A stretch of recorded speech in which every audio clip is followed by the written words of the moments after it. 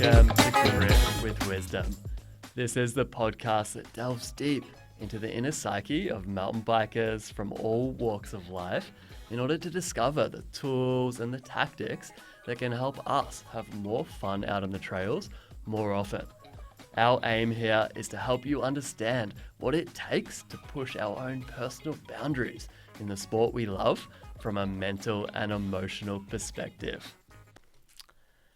Our guest today on the show, Jason Bond, brings a new perspective to the conversation as a strength trainer specific to mountain bikers. Jason is also a father, a skills coach, and his strong background in racing across numerous disciplines from BMX to downhill and enduro make him incredibly passionate about building strong, well-rounded riders in both the physical and the mental spheres. His business, Bond Training, which is based on Vancouver's North Shore, specializes in guiding riders through progressive strength training workouts. Over the past 15 years, Jason has built and refined his training programs to include many of the best aspects from many other sports, from skiing to baseball. He now brings the best of the best techniques to the everyday rider. When he's not in the gym, you can find Jason out on the trails or coaching his son's BMX team. We dig into all sorts of topics during our conversation, some of which include how to prevent injury and bounce back faster, the best ways for getting stronger for mountain biking, analogies from the gym that can help us with our mindset on the bike, and what his racing days have taught him, including his mindset for racing versus riding for fun. Let's give a warm welcome to Jason Bond. Jason, welcome to the Grit with Wisdom podcast. It's an absolute pleasure to have you here, man. How are you doing today? I'm very well, Jake. Thanks for having me, and I'm excited to sit down and have a chance to share some of my insight with you today. Yeah, fantastic, man. I'll tell you what, I'm glad we're sitting down today. I had the pleasure of joining you for my first gym session with yourself yesterday, and I am feeling a little bit sore in a good way today. Yeah. So I'm glad to be sitting here talking today instead. You did a great job yesterday. You held your own, and yeah, it was really fun to get you into that group and to give you a chance to see what we do in the gym and how it relates to what we're doing with riding and those items. So. Yeah, thank you, man. It was super kind for you to have me along. I had an absolute blast. Cool. And I can't wait to share a little bit with our listeners today about, what you do and your philosophy behind strength training for mountain biking.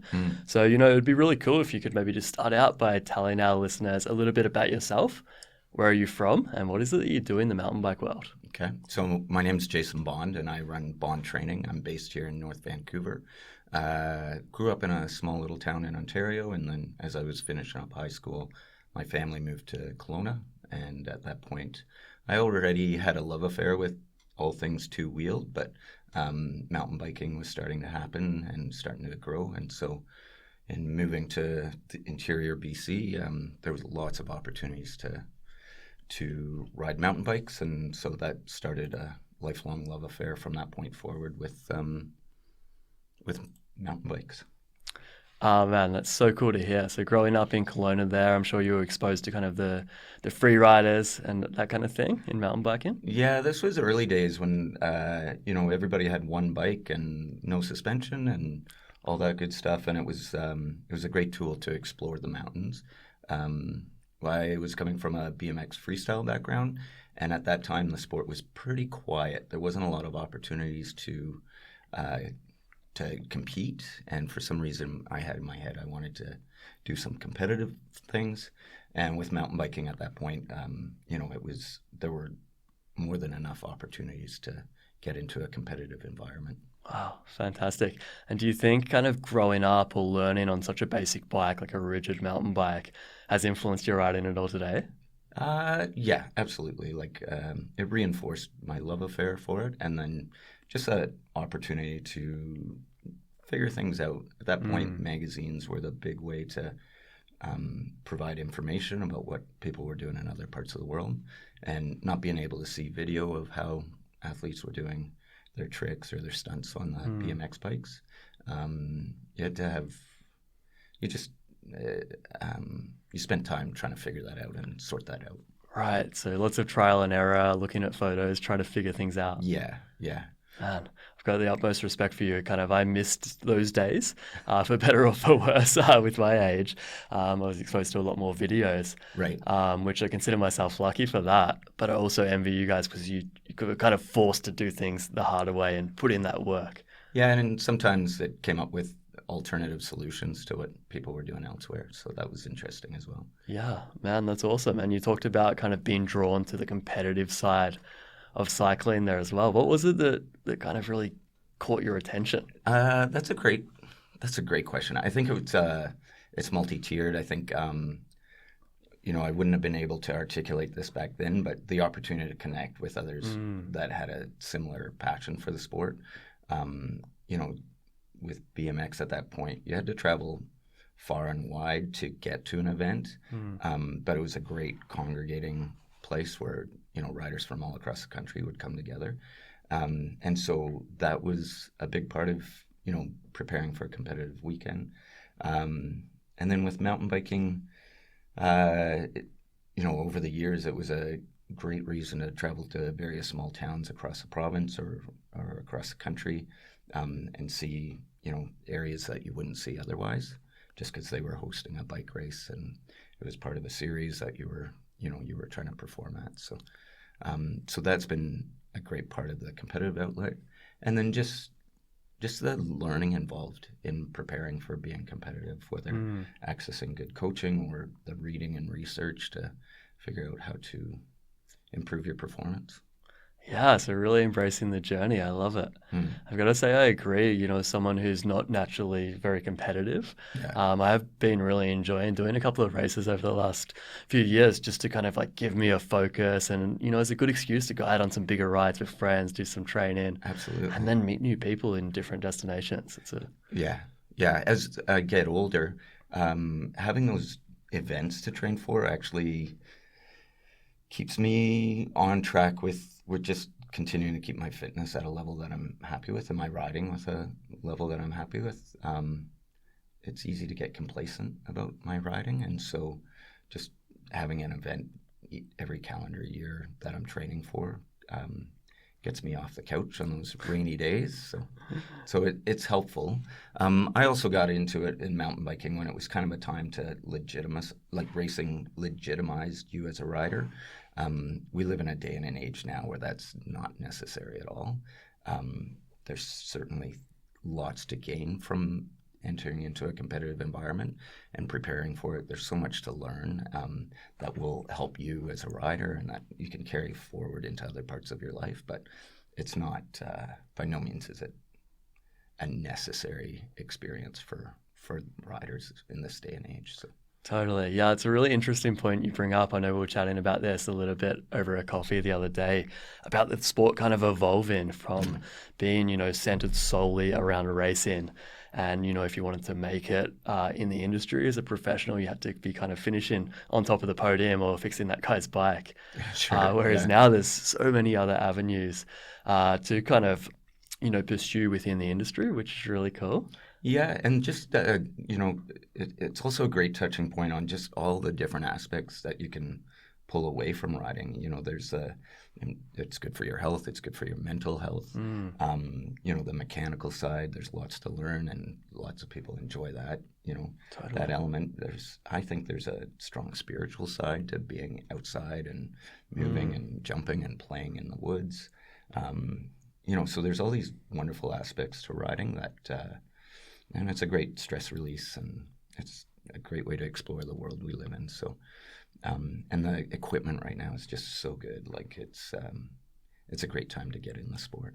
Man, I could not have said it better myself. I agree at so many levels there. And I think, a really cool point you brought up there that doesn't often get talked about in the potentially, macho world of riding bikes or extreme sports. Yeah. It's the spiritual side, the connection to nature. How do you find that plays out in your own riding?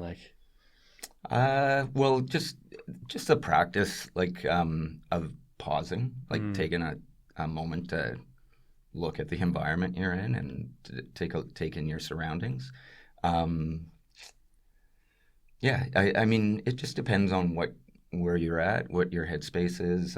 Some rides that's more important than others.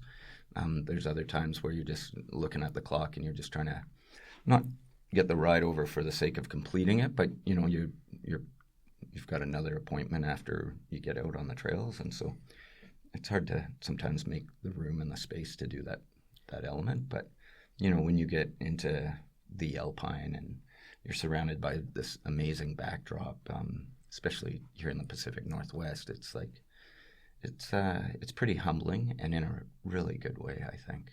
Totally. It's a great time to get grounded. So yeah, that's part of it for me. Man, I love it. Bikes are such a great tool for bringing us back to the present moment and just, taking some time to appreciate the beauty around us, be it in our life or the natural surroundings. Absolutely. Yeah. I love it, man. So kind of growing up out east, moving to Kelowna, getting into some BMX racing and some early mountain biking. What was it that brought you here to BC? It was to BC, to the coast, to Vancouver. Coast. Initially, university. I came down to the Lower Mainland to do post-secondary, and then I've stayed here. Like it just seemed. When I was finishing up university, I had a couple really great job opportunities in different fields, in succession, one after the other, and those opportunities were down here. They weren't back in Kelowna. And then, later in my work life, transitioned into being a trainer and wanting to work specifically with mountain bikers. At the time, there was just more opportunity down here. The sport's grown by leaps and bounds, and there's opportunity elsewhere now to do that sort of thing. But North Van was a great base, and it's where my community of riding was established anyways. So that is what brought me down here. Yeah, fantastic, man. I just love this idea of, building a career around your passion of mountain biking. So you kind of, move into North Van, you're studying. At some stage there, I believe you became a professional mountain bike instructor. Well, yeah, like Kelly and Darren had started up Endless Biking, and I had an opportunity to work with them.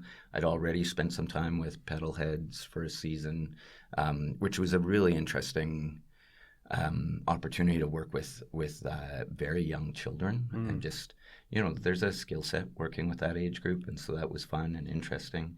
And then worked with another group that has since become Escape Adventures. So just had a couple opportunities in a row from season to season in a coaching environment. So and then worked with Kelly and Darren as they were starting up Endless, and it's become a really great resource in the community. Absolutely, man. Yeah, we've got some common ground there. Yeah. Working for Endless, and what a great place to just kind of dive in headfirst into the industry and experience, teaching others in this, environment where you're surrounded by so many other great coaches. Yeah, and just even the experience and the insight from Darren and Kelly, like the opportunity to be mentored in that sort of regard is, looking back, it's an important part of my journey for sure. Absolutely. I've got to say I agree there. Just a huge, huge part in my learnings as well. Cool. As a professional. So you've gone from there, working for a few companies around the North Shore coaching. What made you decide to shift into the strength aspect of mountain biking? So we've talked about racing, and so at that point, downhill racing was becoming more and more established as a sport unto itself, and a couple buddies and I were really drawn to that, and just always trying to improve my performance, reading the articles on what people were doing back then to prepare for their downhill careers, looking at their backgrounds and stuff like that. It became, no one would come out right with what they were doing in the gym, but it became evident that was a theme for a couple of them. And in fact, locally, there was, Andrew Chandro and Dave Watson. I'm trying to think who else. But, the articles about them would show up, and, there'd be mention of them training. In fact, I think they trained with Anthony at Level 10, who's the owner of the gym we were using yesterday. Oh, there you go. And so just success leaves clues, and so looked into that, and that started, my introduction into how that the gym could be an important tool. I already was aware of the importance of cross training, quote unquote. But at the time, that looked more like cross-country skiing or alpine skiing or riding dirt bikes. But the gym as a training tool there wasn't a lot of information when I got started. So couldn't afford a trainer all the time. Like I hired one or two trainers in those early years just to start to learn some of the movements and what was useful, what wasn't. But then as part of that, wanting to know more, started the certification process to become a trainer myself. Not really thinking it would open up into a career, but just that it would give me more tools in preparing for competitive events. And funny enough, it was at a time when I was doing more coaching and kind of in transition for what I was doing for work. So it came on my radar that people earn a living as trainers. So so started to explore that. Man, that's so cool to hear the background behind your current business and what you're currently doing. And just hearing how it was, solely driven by passion and wanting to get better at racing and find out, what the guys that are winning are doing there. Yeah. It's so cool to hear that has developed into what it is today. So that kind of brings me to the next question. I wanted to ask a little bit or dive into here about what you're doing now. Can you tell us about your business and some of the coaching sessions that you run there? Yeah, so I'm very grateful for what I do and for the people it attracts. But I have, here in North Van, I have a program called the MTB Dryland program. It's a 6-month program that runs over the winter. It's specifically strength. And so we spend 2 sessions a week in the gym in a small group. And we have access to a great facility at level 10. And we do this progression of exercises. We start in November when the riding season's it never really truly comes to a close around here usually, but it's, the daylight's shorter and it's riding after work isn't as much an option as it is during the rest of the year.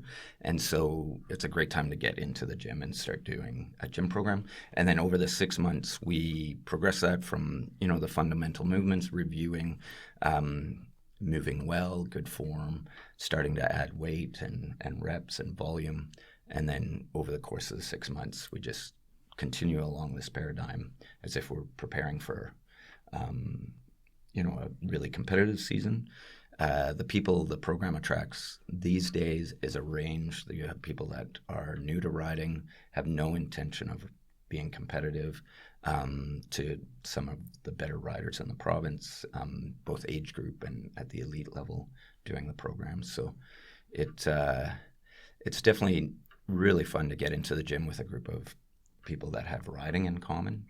The environment I work hard to set up is that it's a welcoming environment, and that it's kind of this philosophy that a rising tide raises all ships, and so you're cheering each other on and excited to see the progress the people you're working out with are making, because you're together 2 hours a week in the gym, and so it's a really fun experience. It creates a great community. Totally, man. And I got to experience that firsthand yesterday, which was just awesome. Yeah, we threw you into the deep end and you held your own. You no, did but really I've got well. to say, it's kind of, a test to, how well you make people feel comfortable in that environment. Thank you. I came into that one a little bit nervous, feeling like I was a little bit outside of my comfort zone. And it was so cool just to feel comfortable in that zone. Awesome. It was amazing seeing the group of people and where they are kind of halfway through this 4-month training plan. They were moving some big weights, with really good form. And I noticed really good range of movement as well. Yeah. It wasn't kind of your classic gym environment where we're just, squatting, deadlifting, doing these kind of powerlifting moves with, no range of movement. Yeah. It was a really active class with a good mix of kind of like cardio moves and heavy weights as well. Yeah, this year there's a bit of a conditioning element, but again, because we can ride year round and people have access to really good indoor equipment, with 2 hours a week, the focus is strength, the emphasis is strength. But there were definitely times where your heart rate was coming up through the roof, and that's fine too. Totally. And that may just be a side of my slacking off over the winter as well. No. Like I said, you held your own. You did really well. And then, what's important in that is just for the participants to be able to connect the dots with what we're doing in the gym to the activity they're doing in life in general, but back to the trail, back to the bike, back to skiing or trail running, that sort of thing. So those are all with 2 hours a week. It's important to me. There's no fluff in there. So. No, it's great. There was certainly none of that. And I know we were chatting the other day, obviously the Dryland program runs over the winter months when we're not able to get out on the bike as much. Yeah. But you did mention to me, I kind of asked you, is it important to keep strength training as a mountain biker through the summer? Yeah, absolutely. So sorry to interrupt. We do run the program over the summer with the option for people to do it once or twice a week. It's a great time for somebody that's curious about the program to just jump in and see if it suits them. It's a little less formalized as far as the progression, but the science shows like if you can get in the gym at least once every 10 days, you'll keep that strength much deeper into the season. So in general, somebody that's put in the time in their first year or even 2 years of this program, they'll keep that strength. The program ends end of April. They'll feel that strength helping their riding into May, June, and then it starts to drop off. So it works well with the season here because, by July, August, people are riding tons anyways, and that's when they're riding their best. But if they continue with once a week with the strength training, then they'll carry that strength that they've gained over the course of the winter well into August, September, when we have our best riding anyways. So. I love it, man. And I think, these days we've probably all got a little bit of an idea of why strength training might be important for us in general and also for our riding. But I'd love to hear from your perspective. What are some of the biggest benefits of doing a strength training program like Dryland Mountain Bike Fitness? Yeah, I mean, there's lots of research out there on it, but anecdotally, like it moves the needle on you being more bulletproof, if that's, there's just more resilient. So scientifically, that's a hard one to prove, but just from my own experience, by being stronger, by spending time in the gym, my joints are stronger. I'm quicker to recover from injuries. Okay. When I hit the ground, it's hard to assess, how much impact is involved in a crash or whatever, but I just seem to bounce back quicker than my peers. So that was indicative of where that gym stuff was helpful. And that was in the early days when I was just following a simple like hypertrophy program, like a bodybuilding type program, right? Yeah. So there's that benefit. And then, there's the performance benefit. Like it will help you as a road cyclist or a cross country athlete to improve your watts per kilogram. Like that's the end all be all for cyclists. And that's a big one. And the gym can help move the needle on that. It's a great tool for developing power. Simple athleticism, like doing a hip hinge or a lunge. As a rider, you're not aware necessarily of how those are important movements, or maybe, like, depending on your background. It took me a while to figure out how those movements were important to my riding, but the gym is a great way to develop your athleticism that will show up on the bike. So just being more powerful, being stronger. My program now attracts a lot of people that are over 40. Okay. And, the science shows just how important it is to keep up a strength program. And even more so if you want to be skiing and biking, into your 60s and 70s, having that strength program or a consistent strength strength training as part of your life, will help maintain your muscle mass. It'll help maintain your bone density. It helps with hormone control. Totally. And it just makes for a healthier life. And in this part of the world, allows you to live the lifestyle you want to lead. Yeah. For an additional decade or two, which I don't want to get ahead of myself, but I'm excited to go mountain biking with my grandkids, and I want to be able to do that for Man, such an exciting thought, hey? And I think, Yeah. definitely on track there. But I think as a lot of us here, living in BC or other, mountainous parts of the world, we've built our lifestyle and our life even around some of these hobbies. So the thought of not being able to do them later in life, Yeah. it's one of the scariest thoughts I could think of. So it's really cool to hear that, there is tools available to Absolutely. increase our chance of riding into our 70s and 80s Yeah. and beyond, like you're speaking about. I love it. So as a strength trainer for mountain bikers, I'd love to know, what are some of the biggest obstacles that people face in being consistent and actually getting results there off the bike that impact their riding on the bike? Well, I know for a lot of my participants, it's just having it in their schedule, and they're really smart, successful people in their own right, and they in doing that, you often neglect your own needs to get out and exercise, or to so having it in their schedule and just being committed to their schedule, them knowing that the group and myself are going to be at the gym waiting for them, and they just have to walk into the gym and do the program. That's really helpful. That's a big asset for them.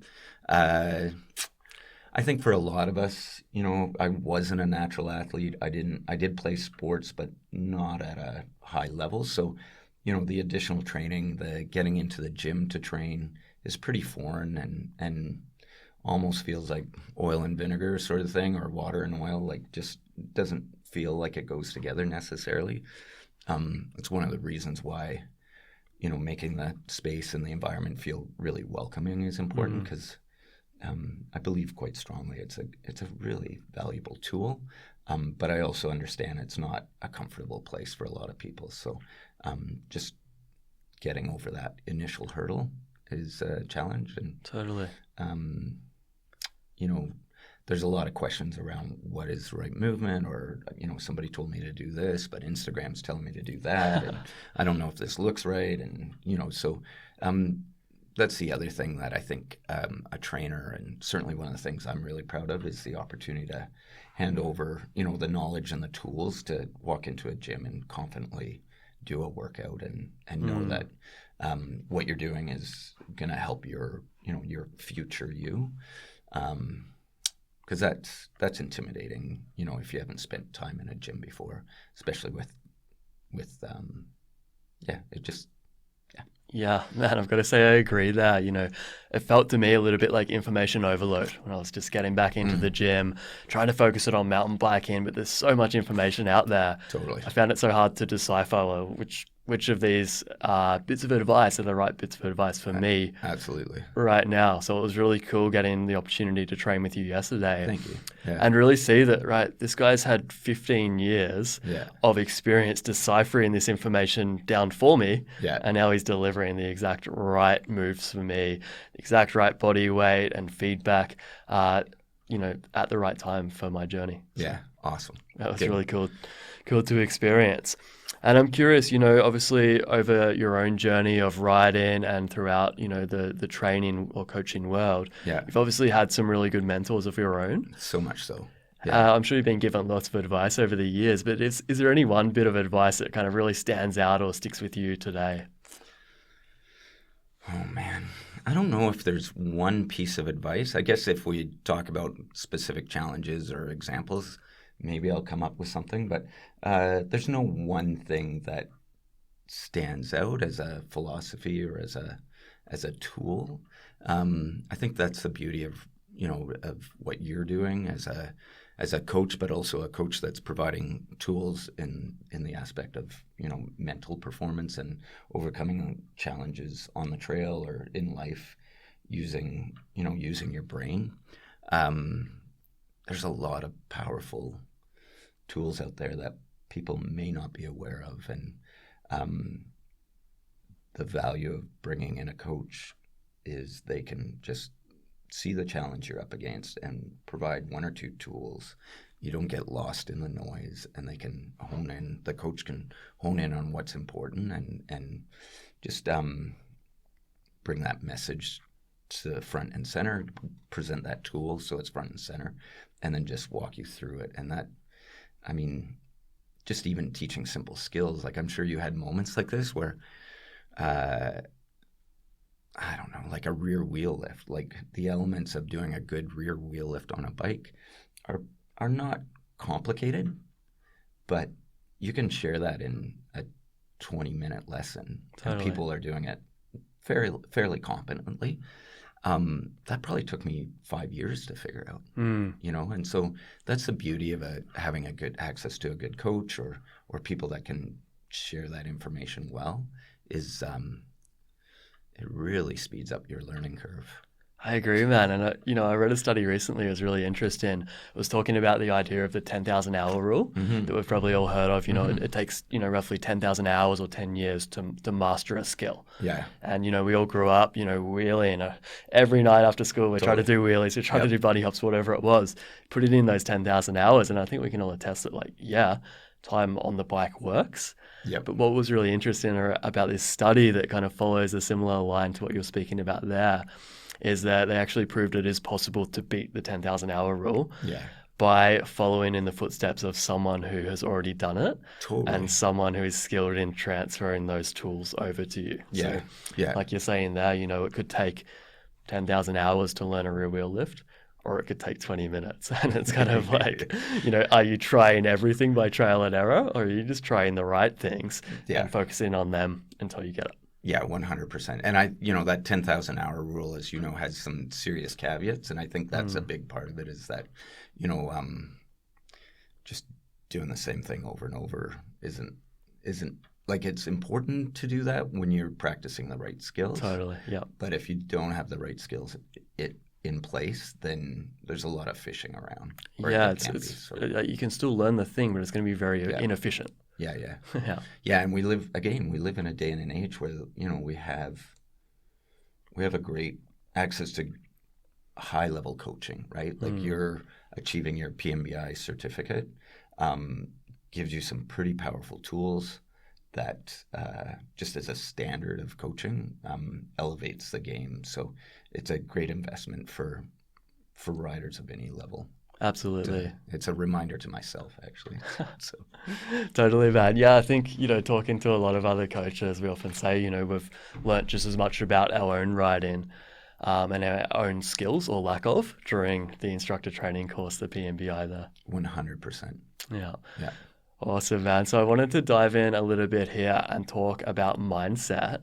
I'm curious, in your own riding, are there any mental techniques or tools specifically that you use? Yeah, I mean, it depends on the challenge in front of me. Let's see. I'm going to get a little bit specific here. Yeah, you do a little bit of riding, or a lot of riding, here on the North Shore. Yeah.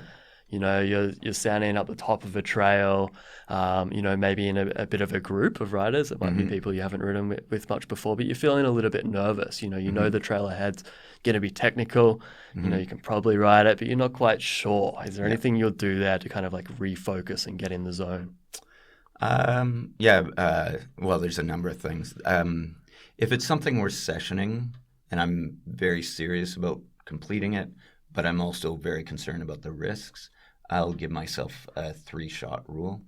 So especially if I'm getting airtime, like if my wheels are coming off the ground, I will want to roll into it once or twice just to judge the speed or follow somebody that's successfully doing it if I feel my skill set matches theirs.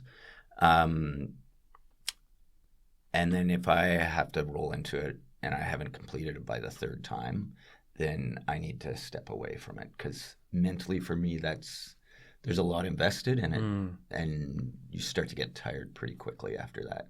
And that's when the big mistakes happen. So I also am a big believer in in the gym, we talk about the software to do a good deadlift, a good hip hinge. And if you're doing a good hip hinge right from the start with a good foundation and you have, lots of time doing that, then it reinforces that pattern when you come under stress, like when we add more weight to the bar. And so if you can do little steps to get to that, doing a deadlift at a heavy weight, the software is in place. But if we have issues where there's some part of that hinge that's not working for you, then we need to take a step or two back and reinstate that software. So when you're under stress, your brain knows exactly what to tap into. And so coming back to this example of, doing a drop or jumping, if I've run up to that 3 times and I haven't completed the task, then I need to take a step back so that I'm not reinforcing the software of grabbing the brakes every time I come up to the lip or really tensing up, and because that's not the software I want to tap into when I'm doing that drop or that jump. And so it's giving myself the permission to walk away from it after that. It's also giving myself, the mandate to, complete it. But if for whatever reason I'm not comfortable with that, we live in a part of the world where that drop's not going anywhere. It'll be there next ride. It'll be there a year from now. So I want to be able to ride another day. And so giving myself permission to step away from it, and then doing the homework so that I'm confident in the software I have. That is a really great point. And I love the parallels you're drawing there between training in the gym and then being out on the bike. That's one of the things I love about the gym is it's not just about getting stronger legs, getting a stronger body. Yeah. It also helps strengthen our mind a whole lot as well and gives us kind of insight to different, mental methods we can apply on the bike. Oh, 100%. I love your point about giving ourselves permission to walk away. I think that's a huge one because so often, and I struggle with this as well, is we can kind of get caught up operating from our ego. We're like, I want to do this, or my buddies did this. I know I can do this. I have to do this. We're doing like 7, 8, 9 run-ins, and before we know it, we're not riding good. We're not operating from a good place because we're so wound up mentally. Absolutely. Yeah. So that's a huge one. And so you talk about giving yourself permission to walk away and then going and upgrading that software. Yeah. How would you go about it? So you're not quite ready for the drop yet. You're not quite feeling it. You're like, right, I need to go away and work on this. How would you do that? Yeah. Well, and just in giving yourself permission, it allows you to walk away not feeling beat up because, to your point, especially as a younger rider, like, what are my buddies going to think? Like, oh man, I want to ride with this group and they're not going to invite me because I can't keep up or whatever. And so, I mean, you're also not going to be able to ride with them if you injure yourself on this drop. So, and if they're a crew that, anyways, that's besides the point. Back to your question, that's a great time to pull in a coach. For myself, I'm pretty independent most times, and so it's breaking down the skill, figuring out what it was that was my mental hurdle in that point. Maybe it's because I couldn't see the landing until I was committed, and that's, mentally a challenge. Breaking down the skill to, smaller bites. I've been spending a lot of time riding my 20-inch BMX race bike at the dirt jumps, and with my experience and my skill, I should be doing the big jumps, and I'm not. I can get down about that and beat myself up about that, or I can, come back to riding the stuff that allows me to reinforce the good skills, refine my skill, kind of that wax on, wax off. It's hard to step into the ring when you don't have the basic fundamentals. And I think if anybody's watched Karate Kid, that's one of the big takeaways. And it applies with riding, like break down the skill set and do those basics, get your fundamentals down. Again, a coach is really good at reinforcing or confirming what you're doing well and what needs refinement. In the last year or two, some of my best experiences with a coach was at the BMX track there's two brothers out in Maple Ridge, the Tuga brothers, and they're very good racers. But they're also coaches, and I've had 2 instances with the older brother where he's just like, you're ready, like you just need to, like just, he'd give me 1 or 2 words of something to focus on, and he's like, just go for it. Like you don't need anything else in place to do it. And I don't know if it's the magic of his watching or what, but I would go and do it at that point. And so sometimes it's just having 1 or 2 words of affirmation, whether it's coming from yourself or from a coach, that's just like, okay, you've got it. And, this is something you probably can speak to a lot more of, but sometimes it is having just that word or that statement where, again, your brain taps into that software and it's go time and all systems are go. Dude, thank you for diving deep there. There's so much there that I could unpack and go on, but I'm just going to choose a couple of things here. I love what you're saying there about, there's a big jump at the BMX track. You can do it. You've got the skills. You should be doing it. So you could, on one hand, beat yourself up about that and get into this kind of avoidance cycle of self-doubt and negativity. But instead, you choose to focus on what you are doing well and what you can keep doing to get better. It's huge. And, I'm a big believer in the fact that what we focus on grows. So if we're focusing on what we can't do, it's only going to become a bigger hurdle. Whereas what you're saying there is you're focusing on what you are doing well, you're building that, you're continuing. Sooner or later, you're probably going to be able to do that big jump as a result. And I want you to just interrupt really quickly. That negative feedback takes away the joy of what you're doing. And at the end of the day, riding bikes should be fun. Right? Totally. I'm so glad you said that. Why don't you take that away from yourself? It comes up pretty much every episode, but really? it's so easy to forget. Yeah. Sometimes we get so caught up in our own head, we forget about why we're riding in the first place, because it's fun. It's meant to be fun. Yeah. Man, that's huge. And you also mentioned there, working with a BMX coach, which I think is a really important point, because often we will underestimate the importance of working on our mountain biking skills off the trails in a comfortable environment or in a different environment. So I love that. And then also the point that your coach was like, dude, you've got the physical skills here, you've got the technical skills, you're, operating from a good place mentally, like it's go time. You can do this. Here's the 2 things you need to think about. Yeah. That's a philosophy, I employ in my own coaching and my own writing myself as well. Awesome. Because I think, and we were chatting about this the other day, sometimes if we go into something that is a little bit nerve-wracking or, just on the edge of our abilities, it's a bit of a challenge. Yeah. If we don't fill the space of our mind mentally, we leave that space wide open for, potentially things like doubt, fear, hesitation to seep in. Whereas if we fill that with the 2 things we need to focus on, for example, it might be like breathe and push if we're about to do a jump. It could be low and wide if we're cornering. Whatever it is that helps you, we're filling that space with commands, and that allows our brain to tell our body what to do without leaving that space wide open for anything else to seep in. So I really like that because, there's the element too of being in a flow state, which is so important as a rider. But we're talking about something that comes up on the trail that, mentally and physically and skill-wise is another level. And so having those 1 or 2 words, isn't far off from being in that flow state. I like that idea. Totally. And, I often find for myself that I'll go into the trail or the run with those 2 words. Yeah. And by the 3rd corner, I've forgotten about it. I'm, in the zone. Amazing. Feeling the flow state or whatever we want to call it. I find it's a really good catalyst. Yeah. Whereas if I go about it the other way and I'm like, hey, I just don't want to think, don't want to, I want to be in the flow state. I don't want to think. Yeah. Guess what? I start overthinking. So I know Interesting. it's different for everyone, but I can definitely draw parallels on your experience there. Very cool. Yeah. And I wanted to ask you, we talked about it a little bit, but I wanted to ask you to explain your relationship with fear whilst riding. With fear? Yeah. While riding? Do you ever experience fear? I know it's a common thing. So much so. Yeah. Well, I mean, first and foremost, that's there as a self-preservation tool.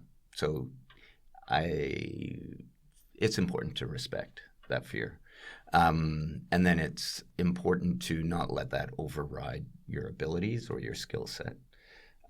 So when fear seeps in, like it's time to ask questions. What are you fearful of? Is it legitimate? Is it something you're capable of doing? Is it something you're capable of doing today? Maybe it's not. Maybe you're tired. Maybe, 2 minutes back on the trail you had a dust off that you just weren't expecting. And so you're kind of rattled by that. And so, as you're going down the trail, you're back into this kind of fear. I think what I see in a lot of riders is, when that starts to creep in, they tense up. They're not riding to their true potential. And that can affect the ride experience too. So for me, you talked about PMBI, but this was the beauty of PMBI, like and flow state and that sort of thing. But having those tools that you get in doing the level 1, those are important elements for any rider.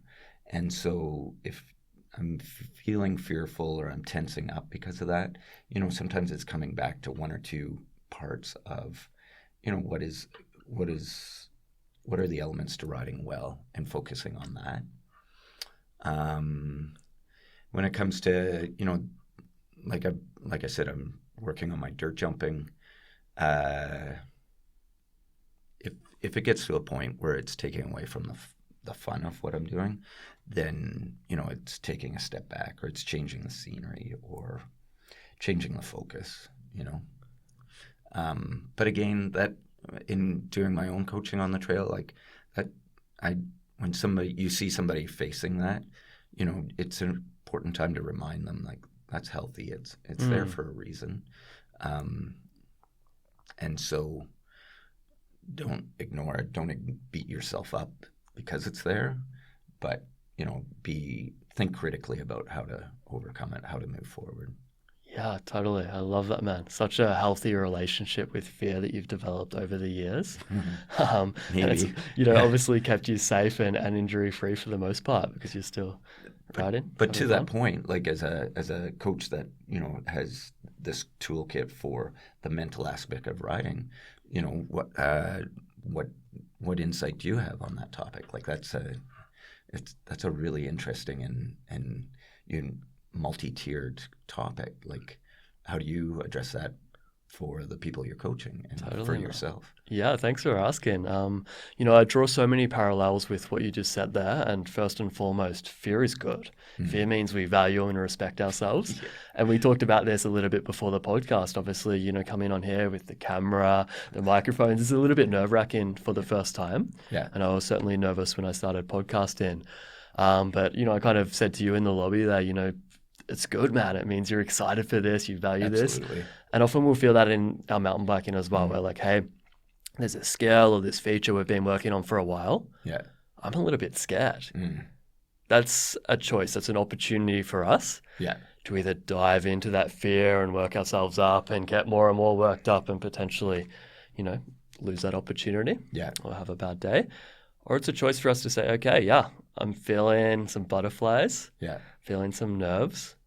I'm going to get them into formation and I'm going to ride this thing. And that's where, the mental skills training that I do with my clients and that I work so much on myself as well really comes into it. It's like, okay, what tools do I have in my toolkit? Yeah. Which one of them, might be good to do now? Maybe we'll sit down and do some breathing.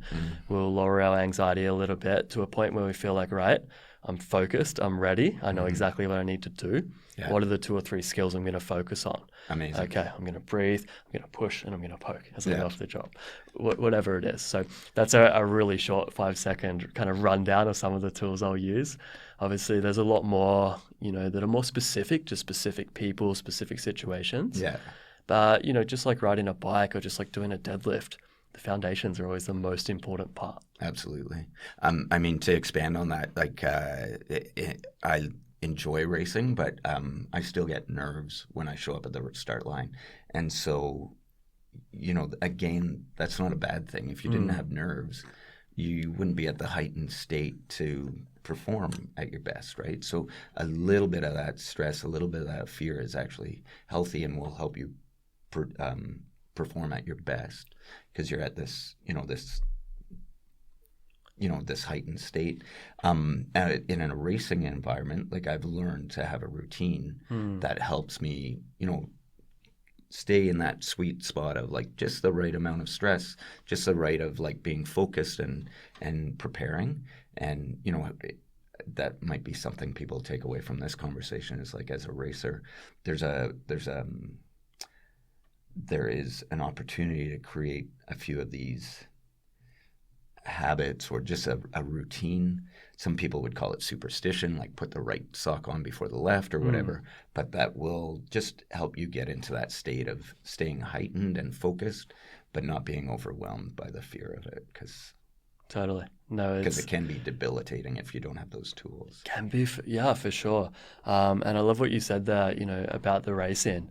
I think, racing is a really good tool as well, a way of, testing our skills, whether they be mental, physical, technical, testing them under pressure. Yeah.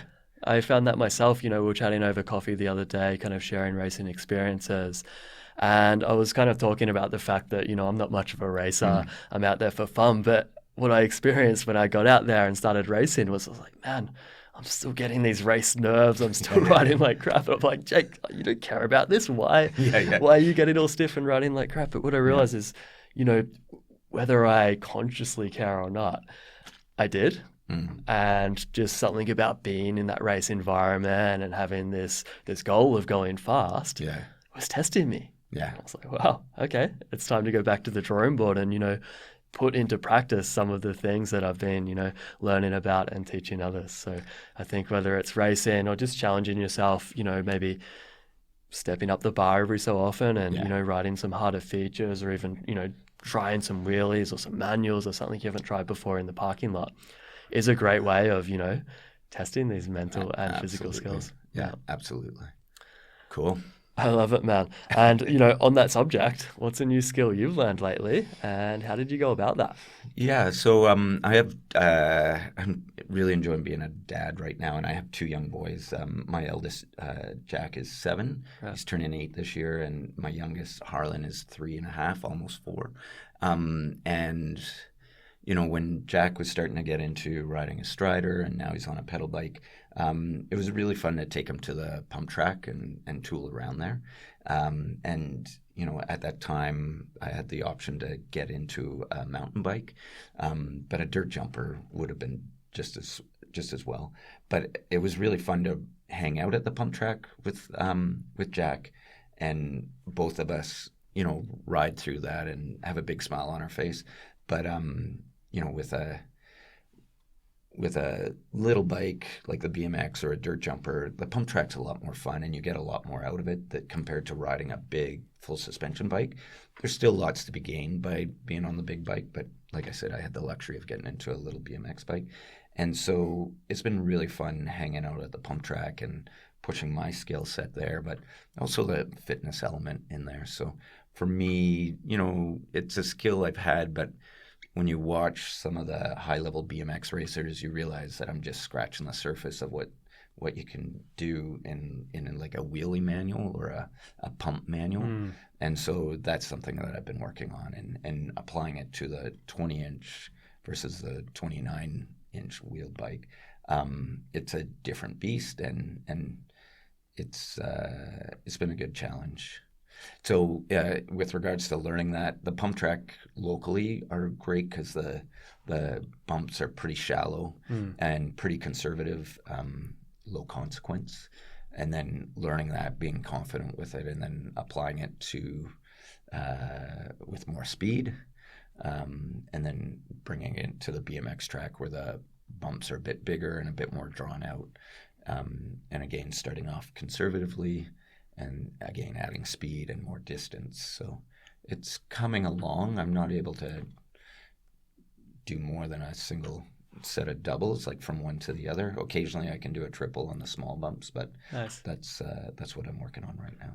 Man, that's rad. Yeah, I love that philosophy of simplifying things by getting on a smaller, shorter bike, less squish. Yeah.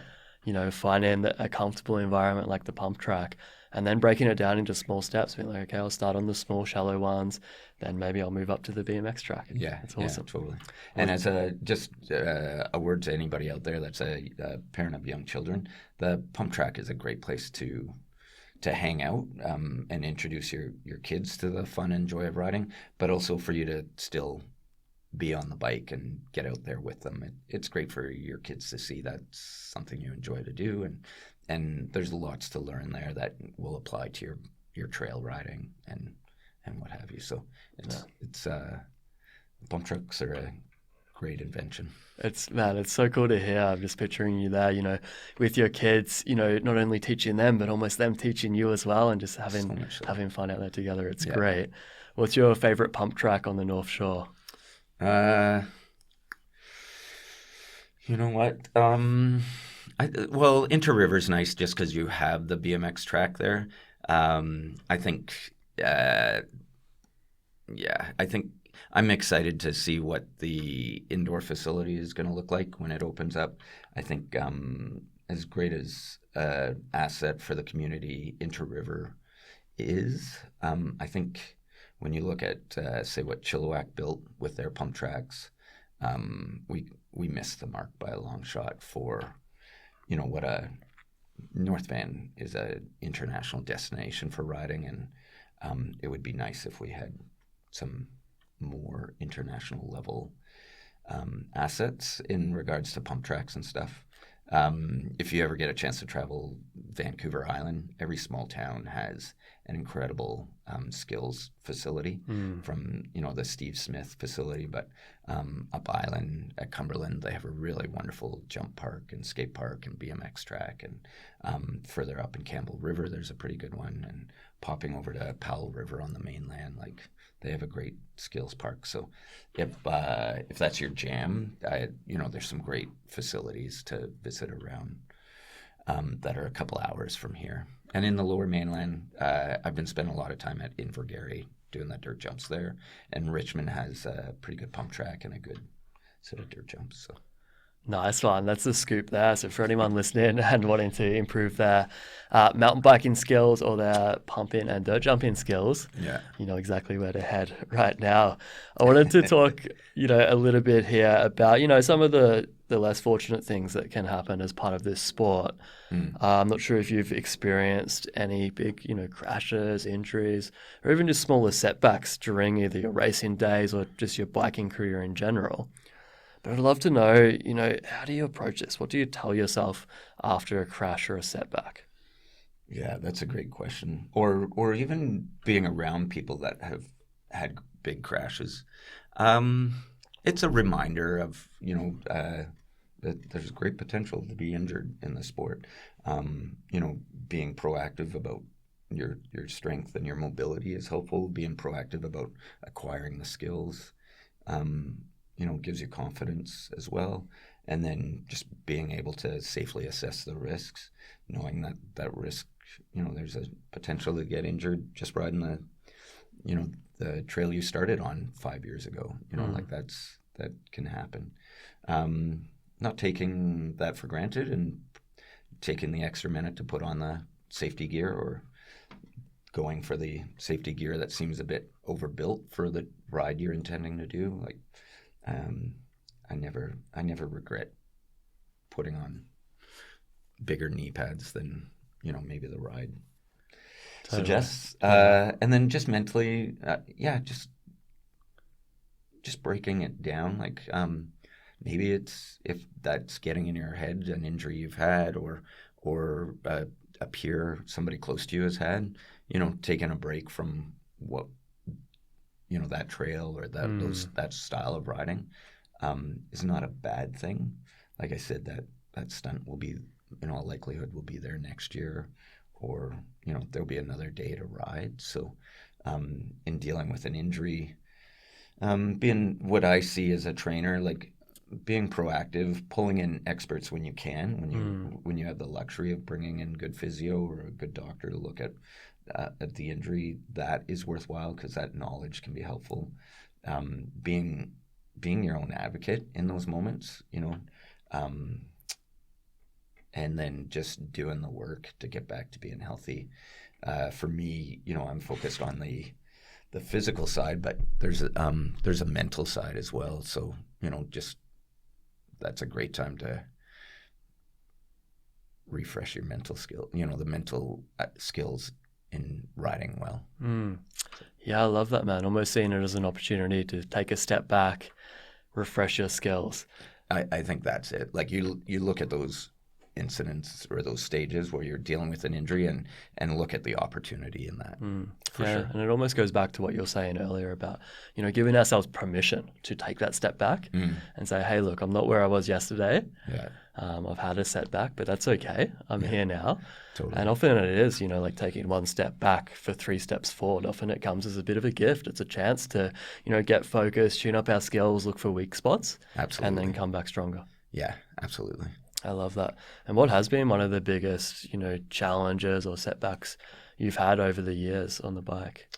I think, as a racer, this becomes really evident if you're, you know, yeah, or just in riding. I think resources, over the last couple of years with running my own business and having a young family, the resource of time is really scarce. And so, in being a young rider, the resource of funding, to be on good equipment and those sort of things is really, especially when in this day and age, when you compare to what, is happening on Instagram or the riders you see elsewhere, and it's easy to get down or just throw in the towel and step away from it. I think if you can come back to, we've talked about this actually, the process and focus on the process for yourself. That was important to me as a racer, especially in the early days, because if you're solely focused on results, it can be very humbling for a season or two at least, if not more. And so I'm going to cut in there. So as a racer, if you're not focused on results, what should you be focused on? You're seeking improvement, right? And so from race to race, I forget where this idea came to me. It was in something I read somewhere, but just this idea of focusing on the process goals. Like, I want to go to the nationals and I want to have this result, or I want to get upgraded to the next category, and that requires, attending this many races and getting these results. But you just can't always control the outcome of those results. You get a flat tire, or you didn't account for the fact that all of the Washington racers were coming up to that race, or what have you. So from race to race, one of the things you can control is the process goals. And so those elements of your performance, of your focus, that will enhance and improve your riding, and stuff that is quantifiable. So, if it's an endurance race, I'd have a fueling strategy, and I want to execute that fueling strategy. Well, at the end of the race, if you have all these gel packs on you that you carried around, the intention was to eat this much or consume this many carbs, and you cross the finish line and it's clear you've consumed half as many carbs, then you didn't execute that process goal. And what's the lesson there? Like, did you still get the result you expected, or did you finish in the back part of the pack where you didn't expect to finish? Well, maybe you weren't fueled for it. With downhill, making sure all your kit's ready, all your bike setup's done, 2 days out before you leave, and then making sure you have all the spare parts. And then within your race run, there's a corner that you want to hit a specific line. Like, did you hit that line? Like, those are things that you can quantify, either yes or no, or I did that 3 times perfectly. That, you can, at the end of the race, irregardless of your results, you can be like, that was a successful race. Like, I'm moving the needle on becoming a better rider. And then what's important within that is just doing small bites. Like, I say this in the gym all the time, but you want to play the long game. Like, if you're just consistent and take little bites along the way, you're going to get there. But if you can't be consistent, in the gym, I see this all the time. People coming in with guns a-blazing and they want to set records, and 2 weeks in, they just can't keep up with the load, or they're injured from doing too much too soon or not doing it properly.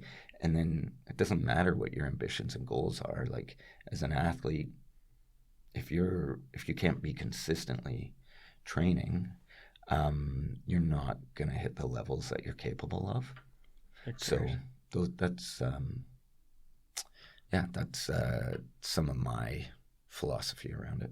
I love it, man. Yeah, what you're saying there is huge. Controlling the controllable, and as a result, potentially getting to reap the reward of that and getting to some of these outcomes. Absolutely. Like doing well in a race. Whereas if we're trying to control things like, our specific place in the race, or how cool we look on Instagram or something that, we're going to end up so stressed that we're not going to perform the actual skills required well to get that outcome. So I love it. Even, simple things like controlling our nutrition or, thinking about where our body weight is centered over the bike are so simple and so easy for us to control consciously. Yeah. But often we'll forget about them because we're worrying about, our place in the race, Oh, or, so much so. where we're going for dinner afterwards, or whatever.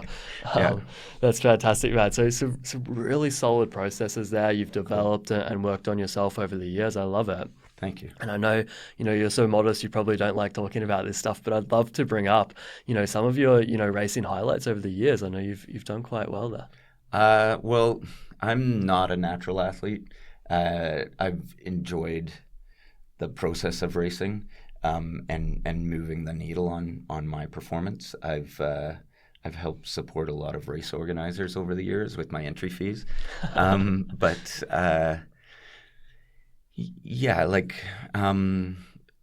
some of my best racing happened as a masters athlete. Awesome. When enduro was starting, I was really excited about that. I'd come off a couple seasons of doing Marathon XC, and so I had this really great aerobic base to draw from, which I think people sometimes underestimate how important that is for enduro events. And I had a good skill set from previously downhill racing. So there was one season early on in the BC Enduro Series where I did well as a master athlete. Again, that was really fun, a fun stage of getting to go to the races with some of the guys and girls I was training, and being able to hang out. It's in this part of the world, the race community it's a great group of people, and it's a great excuse to see different trails and different riding communities.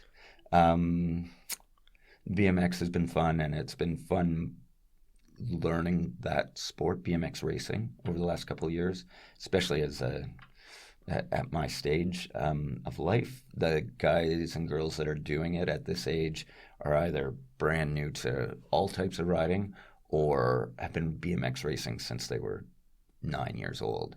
And so those athletes are beasts at the track, and it's humbling lining up to them. It's also generally a very different body type. They're truly power lifters. If you're going to look at the body type, that's what a lot of them are, as a generalization. Whereas anything mountain biking, it's tall and lean is generally the look, but not always. DH is a range, and anyways, but the BMX racing's been fun, and it's been fun doing that with my boys.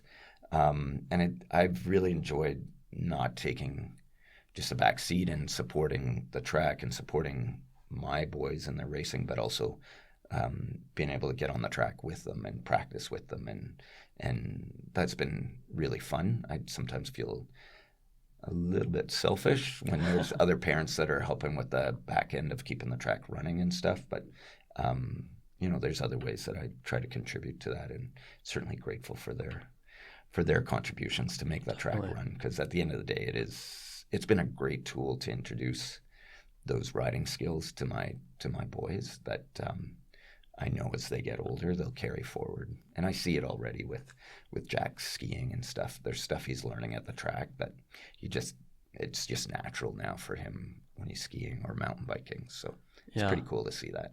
Man, that's fantastic. And I think, you say you take a back seat there, but I think even just playing the part of being a bit of an inspiration to your kids and some of the others as well, and saying, hey, look, BMX racing and having fun on the bike isn't just for kids. Yeah.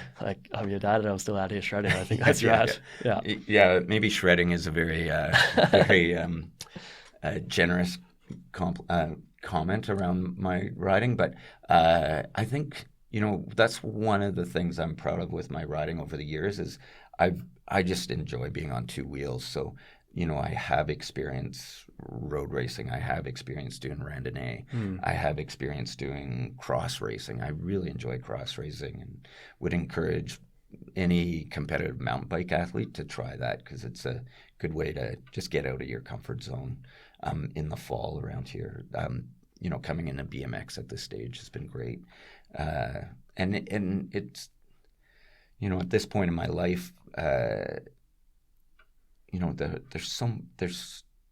it's clear there's so much that can be refined on the bike, and drawing from these other experiences has been I always bring it back to riding, but there's stuff to learn in all the different disciplines of riding. So it's been fun enjoying that process over the years, and keeps riding a mountain bike fun and interesting and engaging at this stage of my life. So Man, that's awesome. I love it.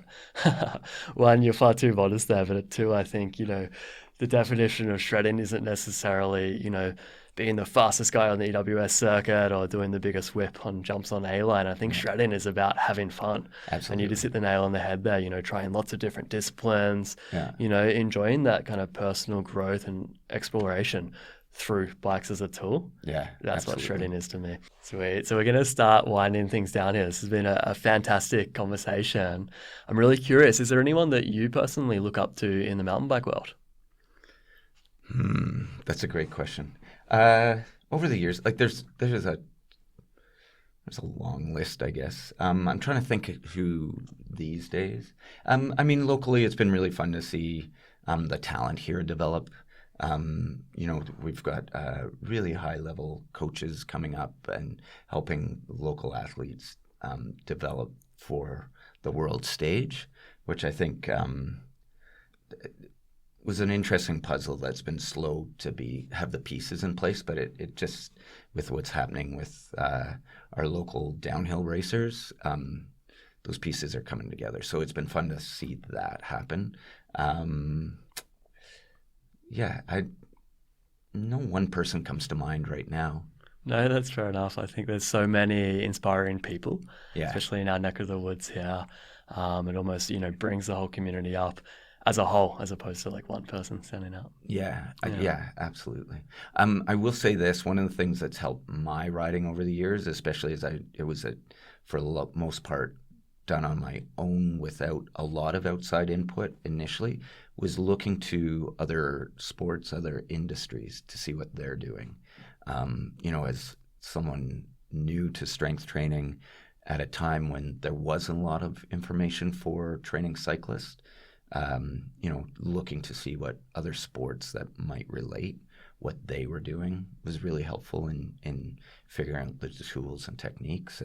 And the same goes for racing. Like if you look at some of the other sports out there, there's some great insight in, the mindset and the preparation that goes into being a high-level performer, that if racing is your jam, it's good to look at those other sports, not just our own, for developing your skill set, your tools. So. Yeah, that's a great point. And I'm glad you brought it up because, we had this conversation or talked a little bit about this the other day, some of the parallels that you found in other sports like skiing or football for the strength training side of things. And I can definitely relate, with the mindset side of things. There's not an incredible amount of people specializing in this area yet or information available for, psychology specific to mountain biking, mountain bike racing, free riding, this kind of things. Yeah.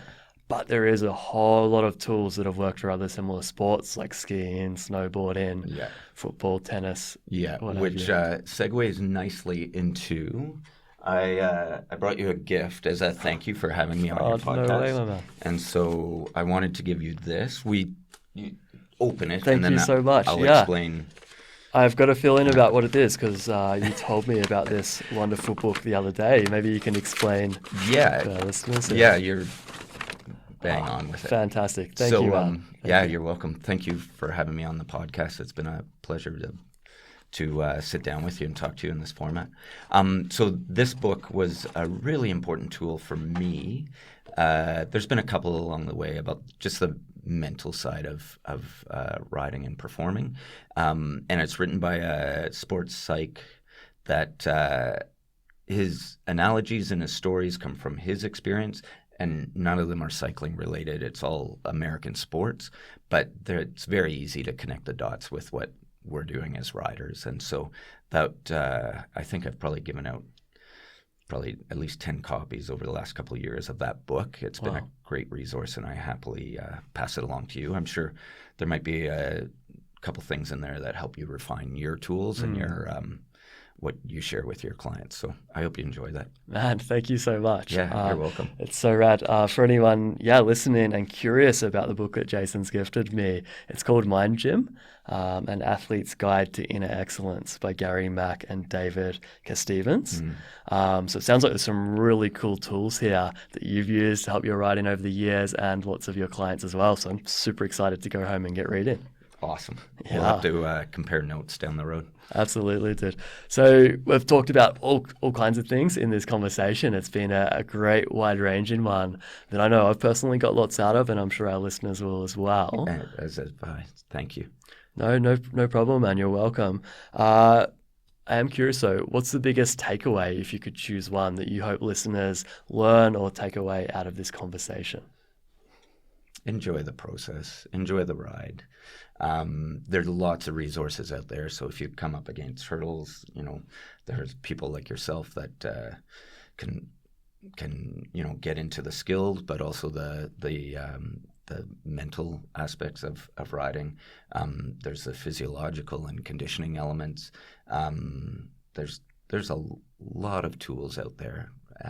It's a great time to get into the sport, and sometimes coming up against something on the trail, the best way to address it is off the trail. And so it's a puzzle, and enjoy solving the puzzle, or just go for a ride and skip it, and it'll be there next time you go. So totally, man. Well said.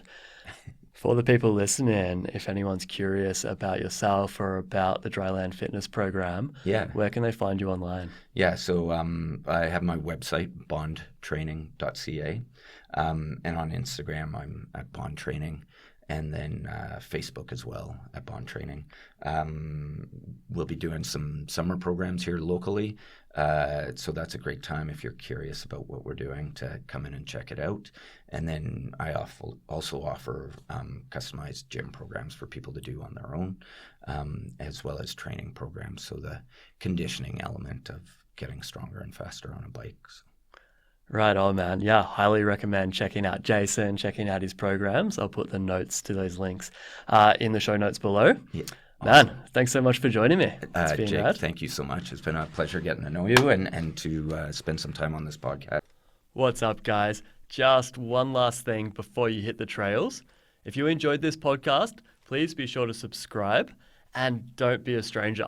I'd love to hear from you about any topics, particular episodes you enjoyed, and even about any guests that you'd like to hear me have on the show in the future. You can find me on Instagram at _mind_mountain. This podcast, mountain biking, and mindset are all things that are very, very close to my heart. So I feel super grateful to be able to share these conversations with you. Much love to you all for taking the time to listen. See you next time.